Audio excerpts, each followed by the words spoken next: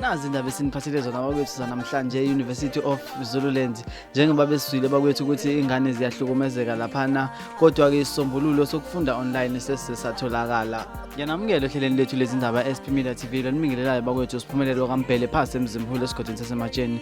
Bakwethu indaba esiyiphethe njengoba bengingasho ukuthi siphethe indaba zase-University of Zululanda njengoba sike sezwa bakwethu ukuthi ingane zike zanokuhlukumezeka okukhona esikoleni. Kanti ke bakwethu le ngane ezihlala ngaphandle kwecampus izona ekuzwakele ukuthi izona ezihlukumezekayo ngoba bayazingenela ebusuku bazithathele ama-laptop babuye bathathe namaselula wazo, kanti negrosa bayayithatha bakwethu. Kuzwakele ukuthi abantu bangaphandle bokufika laba benza wonke lo mkhuba. Kanti ke okunye esikutholile bakwethu sekutholakele ukuthi kushone abafundi ababini kuso lesigameko, kanti umphakathi uyabuza ukuthi kanti abaphathi besikolo bathuleleni bona.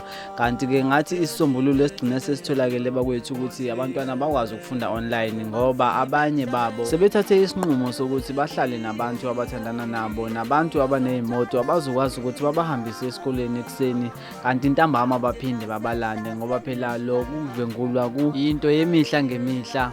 Kanti ke umphakathi nabo abantwana besikolo sebekhethe ukuthi babhikishe ukuze bakwazi ukuthi babuyele bafunde online ngoba lesi simo siyedlulela ngoba kuthiwa kanti sebeyangena nase-university ngaphakathi bakwazi ukuthi benze le migilingwane abebeyenza ngaphandle.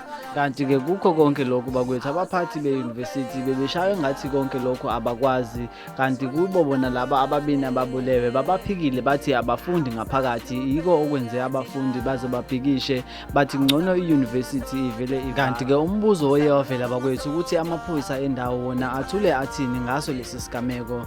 Bakwethu sengigoqa nje inothisi ephumile ke e-University of Zululanda bathi ke bakwethu abaphathi sebeyavuma ukuthi abantwana bazofunda online ukusukela ngomhla ka-15 March 2022 until further notice. Bathi kongapheli kuyahlola bakwethu, senengibambe evidini elandelayo ngokuzayo.